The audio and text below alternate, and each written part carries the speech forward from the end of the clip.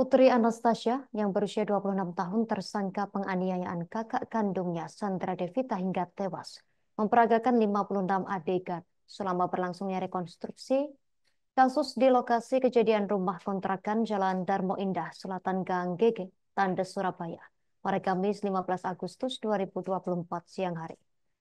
Pantauan Tribun Jatim.com di lokasi, tersangka tampak mengenakan baju oranye lengan pendek bertuliskan tahanan Polsek Tandes.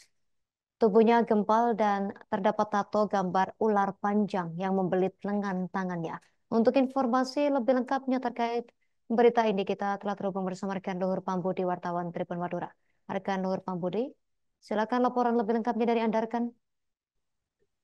Oke, baik Justina. Putri Anastasia, 26 tahun, tersangka penganiayaan kakak kandungnya sendiri bernama Sandra Devita, 30 tahun, hingga tewas. Memperagakan 56 adegan selama berlangsungnya rekonstruksi kasus di lokasi kejadian rumah kontrakan di Jalan Darmo Indah Selatan Gang Gege, Kecamatan Tandes, Kota Surabaya pada hari Kamis, Agustus kemarin. Menurut Kapolsek Tandes, Polrestabes Surabaya, Kompol Budi Waluyo, tidak ada penambahan adegan dalam rekonstruksi tersebut. Semua adegan yang diperagakan oleh tersangka telah sesuai dengan kronologi detail yang tertuang dalam berita acara pemeriksaan atau BAP milik penyidik. Dan poin terpenting, menurut Budi Waluyo, tindakan penganiayaan tersebut dilakukan tersangka seorang diri berdasarkan dari hasil rekonstruksi yang artinya menandakan bahwasanya tersangka dalam kasus tersebut adalah tersangka tunggal. Kemudian pada rekonstruksi yang ada di dalam ruangan tengah atau di dalam rumah yang memang tidak dapat dimasuki atau diakses langsung oleh awak media pada waktu yang lalu, terdapat momen tersangka sempat terlibat pergulatan dengan korban yang diketahui tampak memegang senjata tajam jenis pisau. Budi Waluyo menjelaskan konteks keberadaan dari alat pisau di genggaman tangan korban itu ditengarai bukan melakukan upaya penyerangan awal, namun justru si korban berupaya untuk memberikan pisau tersebut kepada tersangka agar dapat digunakan oleh tersangka melukai dirinya di penghujung momen percekcokan hebat pada hari Senin 29 Juli dini hari yang lalu. Ternyata cara korban memberikan sebilah pisau tersebut di ujung percekcokan yang membuat keduanya berada dalam situasi awkward berbalut emosi tersebut disalahartikan oleh tersangka. Bahasanya tersangka mengira momen korban memberikan pisau tersebut dianggap sebagai upaya korban untuk melakukan penyerangan terhadap dirinya. Tak pelak, tersangka langsung berupaya untuk memegang pergelangan tangan korban yang sedang memegang pisau tersebut dengan maksud merebut senjata itu. Tak cuma itu, tersangka juga berupaya untuk mengunci gerakan korban dengan cara mencekik leher korban menggunakan tangan kanannya dan mendorong tubuh korban ke belakang hingga akhirnya tubuh korban tertahan menempel ke tembok pada bagian punggungnya ya, di ruangan tembok ruangan tengah rumah kontrakan. Dan ternyata saat itu korban masih berusaha untuk melakukan perlawanan, salah satunya adalah dengan mencakar tangan dari tersangka yang mendekat atau menempel pada tubuhnya, dan akibatnya jatuhlah pisau tersebut di lantai. Dan si korban yang semula frustasi dengan situasi tersebut ini malah berbalik berupaya untuk menyelamatkan diri dengan melakukan perlawanan. Korban berupaya untuk mengambil pisau yang tergeletak di lantai tersebut dengan cara membungkuk, tapi malah disergap oleh tersangka dengan cara memitingnya dengan lengan tangan kiri menggunakan teknik penguncian triangle choke yang lazim digunakan oleh atlet pegulat mixed martial art atau MMA saat bertanding. Kapolsek menjelaskan bahwasanya tersangka melakukan penguncian tersebut juga didukung oleh kondisi berat tubuhnya yang kebal itu untuk melakukan teknik penguncian terhadap korban, dan menyadari kondisinya terjepit dan situasi makin panik, si korban sempat berteriak-teriak agar tersangka uh, uh, melakukan upaya yang lebih nekat lagi untuk membunuh dirinya. Mungkin takut karena teriakan tersebut malah akan membuat warga di sekitar rumah mengetahui kejadian tersebut, dan tersangka lantas melakukan upaya lain, yakni membekap mulut dan hidung dari korban hingga beberapa menit. Dan upaya tersebut ternyata membuat tubuh korban melemas, dan saat tersangka melihat bibir sang kakak mulai membiru dan tubuhnya tak lagi bergerak, akhirnya tersangka melepas kuncian pitingan lengan tangan kirinya dari leher korban.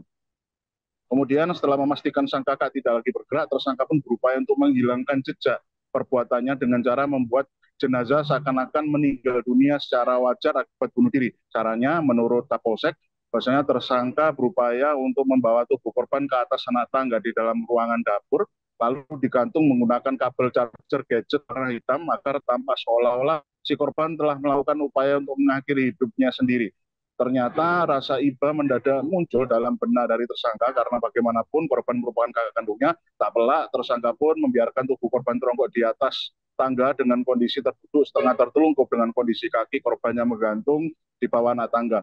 Kemudian Kapolsek melanjutkan bahwasanya pada momen itu tersangka sebenarnya tidak mengetahui pasti kondisi dari tersangka apakah memang sudah benar-benar meninggal dunia atau cuma sekadar pingsan.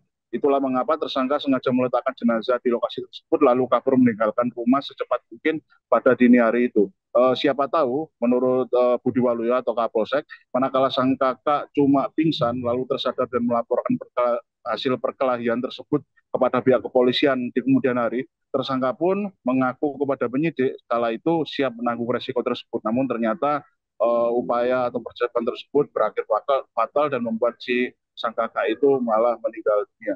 Kemudian yang jadi pertanyaan adalah dari mana tersangka memiliki kemampuan bulat alat teknik MMA. Menurut Budi Waluyo berdasarkan hasil penyelidikan dan penyidikan terhadap tersangka, ternyata tersangka mengaku sempat mengikuti pelatihan bulat jenis MMA atau sebagai yang itu memang diniatkan oleh si tersangka sebagai hobi semata. Dan itu terjadi beberapa tahun yang lalu dan bukan sampai akhirnya menggeluti hobi tersebut hingga sampai si tersangka menjadi atlet olahraga tersebut. Namun tersangka juga belakangan diketahui memiliki konsistensi untuk melakukan olahraga kebugaran tubuh di pusat kebugaran gym.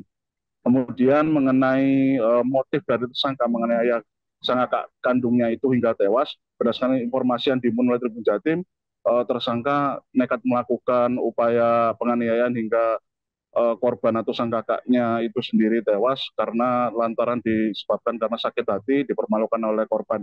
Karena korban telah dianggap oleh tersangka telah membocorkan lokasi tempat tinggal terbaru dari tersangka sehingga membuat tersangka yang sedang dikejar-kejar teman kantornya karena terlibat kasus dugaan penggelapan uang puluhan juta menemukan keberadaannya di lokasi alamat yang baru. Selain itu tersangka juga ternyata sejak lama memang tidak pernah akur dengan si korban karena korban ini dianggap oleh tersangka selalu berperilaku buruk terhadap orang tua dari si korban atau orang tua mereka. Demikian reportase kami, Justina, kembali ke studio. Terima kasih rekan Luhur Pambudi, wartawan Tribun Madura, atas laporan dari Anda. Selamat bertugas kembali. Pemirsa, kami tampilkan wawancara wartawan kami bersama Kompol Budi Waluyo, Kapolsek Kandes. Temuan-temuan nggak temuan baru dari rekonstruksi ini, Nan? Tidak ada. Semua itu dilakukan dengan seketika oleh tersangka Putri, yang mana mereka melakukan karena ingin menyelesaikan permasalahan dari intern keluarga. Itu yang terkait warisan itu atau bagaimana, Nan? Kenapa? Terkait warisan atau bagaimana? Bukan, tidak ada warisan, soal harta tidak ada. Karena apa? Di dalam bahtera rumah tangga keluarga Putri itu ada sedikit perselisihan sehingga terjadi kesalahpahaman sehingga dulu bertempat tinggal bersama sampai bertemu kasih sendiri. Nah, Putri ingin meluruskan kejadian itu, tapi dia melakukan perbuatan itu kebablasan sehingga mengakibatkan meninggal dunia. 56 sudah sesuai dengan berarti ya? Iya, sesuai. Nggak ada tambahan. Nggak ada tambahan.